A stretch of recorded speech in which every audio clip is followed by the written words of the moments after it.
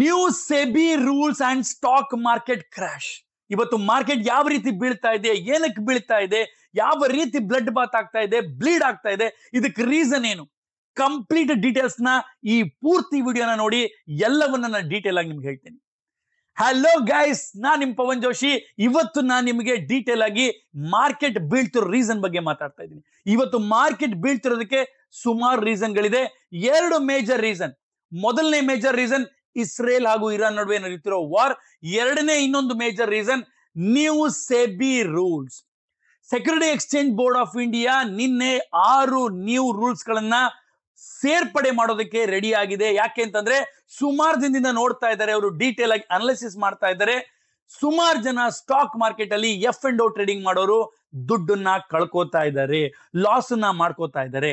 ಆದರೆ ಈ ಲಾಸ್ ನ ಹೇಗೆ ತಡಿಬಹುದು, ಇನ್ವೆಸ್ಟರ್ ಇಂಟ್ರೆಸ್ಟ್ ನ ಹೇಗೆ ಉಳಿಸಬಹುದು, ಯಾವ ಯಾವ ರೀತಿ ಫ್ರೇಮ್ ವರ್ಕ್ ಅಲ್ಲಿ ಚೇಂಜಸ್ ನ ತರಬಹುದು, ಯಾವ ರೀತಿ ಮಾಡೆಲ್ ನಲ್ಲಿ ಚೇಂಜಸ್ ತರಬಹುದು, ಯಾವ ರೀತಿ F&O ನಲ್ಲಿ ಚೇಂಜಸ್ ತರಬಹುದು ಅಂತ ಡೀಟೇಲ್ ಆಗಿ ಕೂಲಂಕುಷವಾಗಿ ಡಿಸ್ಕಸ್ ಮಾಡಿ ಎಕ್ಸ್ಪರ್ಟ್ಸ್ ಜೊತೆ ಹೊಸ ರೂಲ್ಸ್ ಗಳನ್ನ ತಂದಿದ್ದಾರೆ. 6 ಹೊಸ ರೂಲ್ ಗಳನ್ನ ತಂದಿದ್ದಾರೆ. Let's discuss one by one in detail. Rule number 1, reduction of weekly expiries. ಸುಮಾರು ಜನ ನೋಡಿರ್ತೀರಾ, ಸುಮಾರು ಜನ ವೀಕ್ಲಿ ಎಕ್ಸ್ಪೈರಿ ಟ್ರೇಡಿಂಗ್ ಮಾಡ್ತಾರೆ. ಸೋಮವಾರ ಫಿನ್ ನಿಫ್ಟಿ ಮಾಡ್ತಾರೆ, ಸೋಮವಾರ ಮಿಡ್ ಕ್ಯಾಪ್ ಮಾಡ್ತಾರೆ, ಮಂಗಳವಾರ ಫಿನ್ ನಿಫ್ಟಿ ಮಾಡ್ತಾರೆ, ಬುಧವಾರ ಬ್ಯಾಂಕ್ ನಿಫ್ಟಿ ಮಾಡ್ತಾರೆ, ಗುರುವಾರ ನಿಫ್ಟಿ ಮಾಡ್ತಾರೆ, ಶುಕ್ರವಾರ ಸೆನ್ಸೆಕ್ಸ್ ಮಾಡ್ತಾರೆ.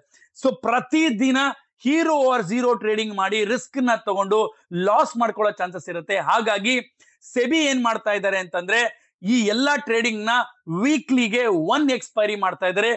ಒಂದೇ ಒಂದು ಮಾತ್ರ NSE ಅಥವಾ BSE ಒಂದೇ ಒಂದು ಇಂಡೆಕ್ಸ್ ಮಾತ್ರ ಅವೈಲಬಲ್ ಇರುತ್ತೆ ಎಕ್ಸ್ಪೈರಿಗೆ. ಅಂದ್ರೆ ಫಾರ್ ಎಕ್ಸಾಂಪಲ್ ಈ ವಾರ ನಿಫ್ಟಿ ಎಕ್ಸ್ಪೈರಿ ಆದ್ರೆ ಮುಂದಿನ ವಾರ ಬ್ಯಾಂಕ್ ನಿಫ್ಟಿ, ಅದ್ರ ಮುಂದಿನ ವಾರ ಫಿನ್ ನಿಫ್ಟಿ, ಈ ರೀತಿ ಪ್ರತಿದಿನ ಎಕ್ಸ್ಪೈರಿ ಬದಲು ಪ್ರತಿ ವಾರದ ಎಕ್ಸ್ಪೈರಿಗೆ ಮೂವ್ ಮಾಡ್ತಾ ಇದ್ದಾರೆ. ರೂಲ್ ನಂಬರ್ 2 ಏನಪ್ಪಾ ಅಂದ್ರೆ ಮಿನಿಮಮ್ ಟ್ರೇಡಿಂಗ್. ಅಕಸ್ಮಾತ್ ನೀವು ಟ್ರೇಡಿಂಗ್ ಮಾಡಬೇಕು F&O ಸ್ಟಾಕ್ಸ್ ಗಳಲ್ಲಿ, ಆಪ್ಷನ್ಸ್ ಗಳಲ್ಲಿ, ಇಂಡೆಕ್ಸ್ ಗಳಲ್ಲಿ ಅಂತಂದ್ರೆ ಕ್ಯಾಪಿಟಲ್ ರಿಕ್ವೈರ್ಮೆಂಟ್ ಜಾಸ್ತಿ ಮಾಡ್ತಾ ಇದ್ದಾರೆ. ಮುಂಚೆ 5 ರಿಂದ 10 ಲಕ್ಷ ರೂಪಾಯಿ ಕ್ಯಾಪಿಟಲ್ ಇದ್ರೆ ಫ್ಯೂಚರ್ಸ್ ಬೈ ಮಾಡ್ಬೋದಿತ್ತು, ಆಪ್ಷನ್ಸ್ ಬೈ ಮಾಡ್ಬೋದಿತ್ತು, ಸೆಲ್ ಮಾಡ್ಬೋದಿತ್ತು. ಬಟ್ ಇನ್ಮೇಲೆ ನಿಮ್ಗೆ ಜಾಸ್ತಿ ಕ್ಯಾಪಿಟಲ್ ಬೇಕಾಗತ್ತೆ, 15 ರಿಂದ 20 ಲಕ್ಷ ಕ್ಯಾಪಿಟಲ್ ಬೇಕಾಗತ್ತೆ. ಸೊ ಕಮ್ಮಿ ಕ್ಯಾಪಿಟಲ್ ಇರೋರು, ಜಾಸ್ತಿ ರಿಸ್ಕ್ ತಗೊಳ್ಳೋ ಟ್ರೇಡಿಂಗ್ ಮಾಡ್ತಿರೋರಿಗೆ ಎಲ್ಲರೂ ಸ್ಟಾಪ್ ಮಾಡ್ಬೇಕಾಗತ್ತೆ. ಕಡಿಮೆ ಕ್ಯಾಪಿಟಲ್ ನೀವು ಆಪ್ಷನ್ ನ ಟ್ರೇಡ್ ಮಾಡೋಕ್ಕಾಗೋದಿಲ್ಲ. ಇದರಿಂದ ನಿಮ್ಮ ದುಡ್ಡೇ ಉಳಿಯೋ ಚಾನ್ಸಸ್ ಜಾಸ್ತಿ ಇರುತ್ತೆ. Rule number 3, high margin requirements. So ಸುಮಾರು ಸರಿ ನೋಡಿರ್ತೀರಾ, ಇಂಟ್ರಾಡೇ ನಲ್ಲಿ ಶಾರ್ಟ್ ಮಾಡಿ ಸುಮಾರು ಜನ ದುಡ್ಡು ಮಾಡ್ತಾರೆ. ಅಂದ್ರೆ ಆಪ್ಷನ್ಸ್ ನ ಸೆಲ್ ಮಾಡಿ ಕೊನೆಗೆ ಅದು 0 ಆಗುತ್ತೆ, ನಂತರ ಅದರಲ್ಲಿ ಪ್ರಾಫಿಟ್ ನ ಬುಕ್ ಮಾಡ್ತಾರೆ. ಈ ರೀತಿ ಶಾರ್ಟ್ ಮಾಡೋರಿಗೆ ಹೆಚ್ಚಿಗೆ ಮಾರ್ಜಿನ್ ನ ಕಲೆಕ್ಟ್ ಮಾಡ್ತಾರೆ. ಇನ್ಮೇಲೆ ನೀವು ಹೆಚ್ಚಿಗೆ ಮಾರ್ಜಿನ್ ನ ಅಕೌಂಟ್ ಅಲ್ಲಿ ಇಟ್ಕೋಬೇಕಾಗತ್ತೆ. ಕಡಿಮೆ ಮಾರ್ಜಿನ್ ಅಲ್ಲಿ ಶಾರ್ಟ್ ಮಾಡಕ್ ಆಗೋದಿಲ್ಲ. So it is called as upfront margin ಇರಲೇಬೇಕು. ಎಕ್ಸೆಸ್ ಮಾರ್ಜಿನ್ ನಮ್ಮ ಅಕೌಂಟ್ ಅಲ್ಲಿ ಇರಲೇಬೇಕು. ಅಕಸ್ಮಾತ್ ನೀವು ಸೆಲ್ಲಿಂಗ್ ಮಾಡ್ತಾ ಇದ್ರೆ note down this point. So 4ನೇ important rule, effective from February 1, 2025. ಅದೇನಪ್ಪಾ ಅಂದ್ರೆ broker will be required to collect upfront premiums. ಸುಮಾರು ಜನ ಹೆಚ್ಚಿಗೆ ಲೆವರೇಜ್ ತಗೊಂಡು ಟ್ರೇಡ್ ಮಾಡ್ತಾ ಇದ್ರು ಆಪ್ಷನ್ಸ್ ಅಲ್ಲಿ, ಎಸ್ಪೆಷಲಿ ಅವ್ರು ಎಲ್ಲರಿಗೂ ಅಪ್ ಫ್ರಂಟ್ ಪ್ರೀಮಿಯಂ ಪೇ ಮಾಡ್ಬೇಕಾಗತ್ತೆ. ಹೆಚ್ಚಿಗೆ ಲೆವರೇಜ್ ಇನ್ಮೇಲೆ ಸಿಗೋದಿಲ್ಲ. ಎಲ್ಲದಕ್ಕೂ ಒಂದೇ ಕಾರಣ, ಇನ್ವೆಸ್ಟರ್ಗೆ ಬೆನಿಫಿಟ್ ಆಗ್ಲಿ, ಹೈಯರ್ ರಿಸ್ಕ್ ತಗೊಳ್ದೇ ಇರ್ಲಿ, ಪ್ರಾಫಿಟ್ ಮಾಡ್ಲಿ, ಲಾಸ್ ಮಾಡಬಾರ್ದು ಅನ್ನೋ ಕಾರಣಕ್ಕಾಗಿ. 5ನೇ rule, removal of calendar spreads. So calendar spread ಅಪ್ಪ ಅಂದ್ರೆ ಏನಂತಂದ್ರೆ ಸುಮಾರು ಜನ ಆಪ್ಷನ್ ಸೆಲ್ಲಿಂಗ್ ಮಾಡೋರು ಈ ವಾರದ ಆಪ್ಷನ್ ನ ಸೆಲ್ ಮಾಡಿ ಮುಂದಿನ ವಾರದ ಆಪ್ಷನ್, ಅದ್ರ ಮುಂದಿನ ವಾರದ ಆಪ್ಷನ್ ನ ಬೈ ಮಾಡ್ತಾ ಇದ್ರು. ಇದರಲ್ಲಿ ಏನಾಗುತ್ತೆ ಅಂದ್ರೆ ಬ್ಯಾಲೆನ್ಸ್ ಆಗುತ್ತೆ. ಸೊ ಬ್ಯಾಲೆನ್ಸ್ ಆಗಿ ಅದಾದ್ಮೇಲೆ ನೀವು ಟ್ರೇಡ್ ಮಾಡಿದಾಗ ಟ್ರೇಡ್ ಅನ್ನ ತಗೋತಾ ಇದ್ರು. ಬಟ್ ಈ ರೀತಿಯ ಕ್ಯಾಲೆಂಡರ್ ಸ್ಪ್ರೆಡ್ ಅನ್ನ ಅವಾಯ್ಡ್ ಮಾಡ್ತಾ ಇದ್ದಾರೆ, ಅದನ್ನ ಕಟ್ ಡೌನ್ ಮಾಡ್ತಾ ಇದ್ದಾರೆ. ಒಂದೇ ಎಕ್ಸ್ಪೈರಿ ಡೇ ಅಲ್ಲಿ ಇರೋ ಆಪ್ಷನ್ಸ್ ಗಳನ್ನ ಮಾತ್ರ ನೀವು ಹೆಡ್ಜ್ ಪೊಸಿಷನ್ಸ್ ಆಗಿ ಯೂಸ್ ಮಾಡಬಹುದು, ಅಥವಾ ಕ್ಯಾಲೆಂಡರ್ ಸ್ಪ್ರೆಡ್ ಅನ್ನ ಮಾಡ್ಕೊಳ್ಳಕ್ಕೆ ಇನ್ಮೇಲಿಂದ ಸಾಧ್ಯವಾಗೋದಿಲ್ಲ. ಸೊ ಇನ್ನೊಂದು important rule, the last final rule, rule number 6 ಏನಪ್ಪಾ ಅಂತಂದ್ರೆ intraday monitoring of position limits. So ಪ್ರತಿ ಒಂದು ಕ್ಷಣ ಇನ್ಮೇಲೆ ಏಪ್ರಿಲ್ 1ನೇ ತಾರೀಕಿಂದ 2025 ಆದ್ಮೇಲೆ ಬ್ರೋಕರ್ ಇಂಟ್ರಾಡೇನಲ್ಲಿ ನಿಮ್ಮ ಮಾರ್ಜಿನ್ ಚೆಕ್ ಮಾಡ್ತಾ ಇರ್ತಾರೆ. ಅಕಸ್ಮಾತ್ ಮಾರ್ಜಿನ್ ಕಮ್ಮಿ ಇದ್ರೆ ನಿಮ್ ನೋಟಿಫಿಕೇಶನ್ ಬರುತ್ತೆ, ಜೊತೆಗೆ ಮಾರ್ಜಿನ್ ಕೂಡ ಕಡಿಮೆ ಇರುತ್ತೆ. ಹೆಚ್ಚಿಗೆ ಮಾರ್ಜಿನ್ ಮೇಂಟೈನ್ ಮಾಡ್ಬೇಕಾಗತ್ತೆ. Multiple times in a day broker are going to check ಯಾವ್ಯಾವ ಲಿಮಿಟ್ಸ್ ಅಲ್ಲಿ ನೀವು ಟ್ರೇಡ್ ಮಾಡ್ತಾ ಇದ್ದೀರಾ, ಲಿಮಿಟ್ಸ್ ಅನ್ನ ಕ್ರಾಸ್ ಮಾಡ್ತಾ ಇದ್ದೀರಾ. ಸೊ ಇದೆಲ್ಲ ನಮಗೆ ಹೇಗೆ ಎಫೆಕ್ಟ್ ಆಗುತ್ತೆ, ಆಸ್ ಎ ರೀಟೇಲರ್ ಟ್ರೇಡರ್ಗೆ ಹೇಗೆ ಎಫೆಕ್ಟ್ ಆಗುತ್ತೆ ಅಂತ ನಾವು ಒಂದ್ಸಾರಿ ಯೋಚನೆ ಮಾಡಿದ್ರೆ ಇದು ಒಂದು ಸಿಗ್ನಿಫಿಕೆಂಟ್ ಚೇಂಜ್. ಹಾಗಾಗಿ ಸ್ಟಾಕ್ ಮಾರ್ಕೆಟ್ ಬೀಳ್ತಾ ಇದೆ. ಇದರಿಂದ ಏನಾಗುತ್ತೆ, ಇದು ಮೇನ್ ರೀಸನ್ ಏನಕ್ಕೆ ಮಾಡಿದ್ದಾರೆ ಅಂತಂದ್ರೆ ಸ್ಪೆಕ್ಯುಲೇಷನ್ ನ ಕರ್ಬ್ ಮಾಡೋಕೆ. ಸುಮಾರು ಜನ ನೀವು ನೋಡಿರ್ತೀರಾ, ಇಂಡೆಕ್ಸ್ ನ ಆಪ್ಷನ್ಸ್ ನ ಎಕ್ಸ್ಪೈರಿ ಡೇ ದಿನ ಪ್ರತಿದಿನ ಒಂದು ಹೀರೋ ಝೀರೋ ಟ್ರೇಡಿಂಗ್ ಮಾಡಕ್ಕೋಸ್ಕರ, ಕಮ್ಮಿ ದುಡ್ಡಲ್ಲಿ ಜಾಸ್ತಿ ದುಡ್ಡು ಮಾಡಕ್ಕೋಸ್ಕರ ಕಳ್ಕೊಳ್ಳೋ ಚಾನ್ಸಸ್ ಇರುತ್ತೆ. ಟಿಪ್ಸ್ ಅನ್ನ ಫಾಲೋ ಮಾಡಿ ಕಳ್ಸ್ಕೊಳ್ಳೋ ಚಾನ್ಸ್ ಇರುತ್ತೆ. ಸುಮಾರು ಜನ ಕಳ್ಕೊಂಡಿರೋದು ನಿಜ ಆಗಿದೆ.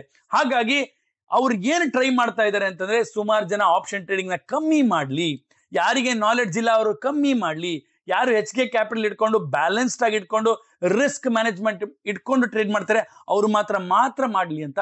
ಬಟ್ ಇದರಿಂದ number of traders trading options ಕೂಡ ಕಮ್ಮಿ ಆಗುತ್ತೆ, ಬ್ರೋಕರ್ ಅವರಿಗೆ ಬ್ರೋಕರೇಜ್ ಕೂಡ ಕಮ್ಮಿ ಆಗುತ್ತೆ. ಸೊ ಹಾಗಾಗಿ ಕಾದು ನೋಡ್ಬೇಕು. ನಿಮ್ಗೇನ್ ಅನ್ಸುತ್ತೆ ಗೈಸ್? ನಿಮ್ಗೇನ್ ಅನ್ಸುತ್ತೆ ಓವರ್ ಆಲ್ ಮಾರ್ಕೆಟ್ಗೆ ಇದು ಯಾವ ರೀತಿ ಎಫೆಕ್ಟ್ ಆಗುತ್ತೆ? ನಮ್ಮ ಮಾರ್ಕೆಟ್ ಬಿದ್ದು ಹೋಗುತ್ತಾ, ಅಥವಾ ಇದರಿಂದ ಬ್ರೋಕರ್ಗೆ ಲಾಸ್ ಆಗುತ್ತಾ, ಅಥವಾ ಟ್ರೇಡರ್ಗೆ ಹೆಲ್ಪ್ ಆಗುತ್ತಾ? ಚಾಟ್ ಬಾಕ್ಸ್ ಅಲ್ಲಿ ಹಾಕಿ, ಕಮೆಂಟ್ ಬಾಕ್ಸ್ ಅಲ್ಲಿ ಹಾಕಿ, ನೋಡೋಣ ನಿಮ್ಮ ಅನಿಸಿಕೆ ಏನು ಅಂತ. ಜೊತೆಗೆ ಇದನ್ನು ಫೇಸ್ಡ್ ಔಟ್ ಮ್ಯಾನರ್ ಅಲ್ಲಿ ಮಾಡಬೇಕು ಅಂತಿದ್ದಾರೆ. ಎಲ್ಲವೂ ಸಡನ್ ಚೇಂಜ್ ಆಗಲ್ಲ.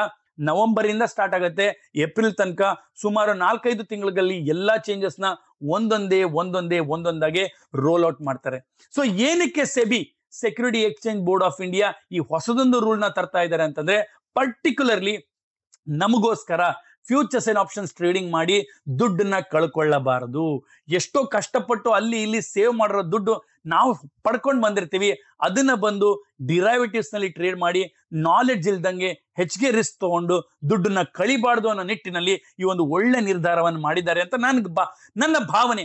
ಬಟ್ ಸ್ಟಿಲ್ ರಿಸ್ಕ್ ತಗೊಳ್ಳೋರು ಇನ್ನ ಹೆಚ್ಚಿಗೆ ದುಡ್ಡು ಹಾಕಿ ರಿಸ್ಕ್ ತಗೊಂಡು ಕಳೆಯೋ ಚಾನ್ಸಸ್ ಕೂಡ ಇದೆ. ಇದರಿಂದ ಎಲ್ಲ ನಿಲ್ಲುತ್ತೆ ಅಂತ ಹೇಳಕ್ಕಾಗಲ್ಲ. ಬಟ್ ಕೆಲವೊಂದು ನಿಟ್ಟಿನಲ್ಲಿ, ಒಳ್ಳೆಯ ನಿಟ್ಟಿನಲ್ಲಿ ಈ ಹೆಜ್ಜೆಗಳು ನನಗಂತೂ ಇಷ್ಟ ಆಗಿದೆ. ಇದರಿಂದ ಸುಮಾರು ಜನ ಲಾಸ್ ಮಾಡ್ಕೊಳ್ಳೋದು ಕಡಿಮೆ ಆಗುತ್ತೆ. ಹಾಸಿಗೆ ಇದ್ದಷ್ಟು ಕಾಲು ಚಾಚ್ತಾರೆ, ಹೆಚ್ಚಿಗೆ ಕಾಲು ಚಾಚಲ್ಲ, ಹೆಚ್ಚಿಗೆ ರಿಸ್ಕ್ ನ ತಗೊಳಲ್ಲ, ಮಾರ್ಕೆಟ್ ಪಾರ್ಟಿಸಿಪೆಂಟ್ಸ್ ಕಮ್ಮಿ ಆಗುತ್ತೆ, ಮ್ಯಾನಿಪುಲೇಷನ್ ಕಮ್ಮಿ ಆಗುತ್ತೆ, ಸರಿಯಾದ ಟ್ರೇಡಿಂಗ್ ಮಾಡಿದ್ರೆ ಪ್ರಾಫಿಟ್ ಆಗೋ ಚಾನ್ಸಸ್ ಜಾಸ್ತಿ ಇರುತ್ತೆ. ಜೊತೆಗೆ ಈಗ ನಮ್ಮ ಮಾರ್ಕೆಟ್ ಡೈಜೆಸ್ಟ್ ಮಾಡ್ಕೊಳ್ಳೋಕೋಸ್ಕರ ಮಾರ್ಕೆಟ್ ಬಿದ್ದರೆ ಅದು ಒಳ್ಳೇದೇ ಅನ್ಕೊಳ್ಳೋಣ, ಬೈ ಆನ್ ಡಿಪ್ಸ್ ಅಂತ ಅನ್ಕೊಳ್ಳೋಣ ಅಂತ ನನ್ನ ಭಾವನೆ. ನಿಮಗೇನ್ ಅನ್ಸುತ್ತೆ? ಕಮೆಂಟ್ ಬಾಕ್ಸ್ ಅಲ್ಲಿ ಕಮೆಂಟ್ ಮಾಡಿ. ಈಗ ಹೊಸದಾದ ರೂಲ್ಸ್ ಬಂದಿರೋದು ಸರಿ ಅನ್ಸ್ತಾ ಇದೆನಾ, ಒಳ್ಳೇದಾಗುತ್ತೆ ಅನ್ಸ್ತಿದ್ದೀನಾ? ನಿಮಗೆ ಏನ್ ಅನ್ಸುತ್ತೆ? ಇದರಿಂದ ಇನ್ವೆಸ್ಟರ್ ಬೆನಿಫಿಟ್ ಸೇಫ್ ಆಗುತ್ತೆ ಅನ್ಸುತ್ತಾ? ಆಪ್ಷನ್ ಟ್ರೇಡಿಂಗ್ ಅಲ್ಲಿ ಮಾಡ್ಕೊಳ್ತಿರೋ ಲಾಸ್ ಕಮ್ಮಿ ಆಗುತ್ತೆ ಅನ್ಸುತ್ತಾ? ಇದರಿಂದ ನಮ್ಗೆ ಹೆಲ್ಪ್ ಆಗುತ್ತೆ ಅನ್ಸುತ್ತಾ? ಅಥವಾ ಇನ್ನೂ ಸೆಬಿ ಬೇರೆ ಏನಾದ್ರು ಹೊಸದೊಂದು ರೂಲ್ಸ್ ಅನ್ನ ತರಬೇಕು ಅಂತ ನಿಮ್ಗೆ ಅನ್ಸುತ್ತಾ? ಕಮೆಂಟ್ ಬಾಕ್ಸ್ ಅಲ್ಲಿ ಹಾಕಿ. ನಾನು ಇನ್ನೂ ಹೆಚ್ಚೆಚ್ಚು ಲರ್ನಿಂಗ್ ವಿಡಿಯೋ ಜೊತೆ ನಿಮ್ ಜೊತೆ ಬರ್ತಾನೆ ಇರ್ತೀನಿ. See you, tata and bye by.